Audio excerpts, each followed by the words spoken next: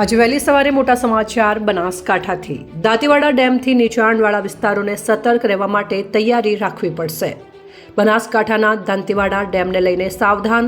દાંતીવાડા ડેમના સમાચાર જાણીએ। આજે તારીખ 8/9/2025 રોજ ડેમની જળ સપાટીની વાત કરીએ તો આજરોજ દાંતીવાડા ડેમની જળ સપાટી 595 ફૂટ સુધી પહોંચી છે, જેની આવક 9,378 ક્યુસેક જેટલી નોંધાઈ છે, જેમાં આ બાજુ પાણીની જાવક નીલ જોવા મળી રહી છે।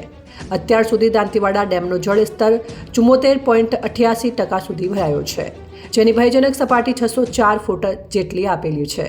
ડેમ ભરાવાની જળ સપાટી 9 ફૂટ જેટલી દૂર છે।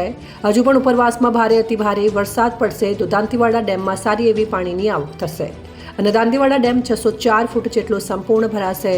ત્યારબાદ નીચાણવાળો વિસ્તાર એલર્ટ કરવામાં આવશે। ઉપરનો પાણીનો જથ્થો બનાસ નદીમાં છોડવામાં આવશે। દાંતીવાડા ડેમના અપડેટ મેળવવા માટે સબસ્ક્રાઇબ કરો સેન્ટ્રલ ભારત ન્યૂઝ ચેનલને। ધન્યવાદ।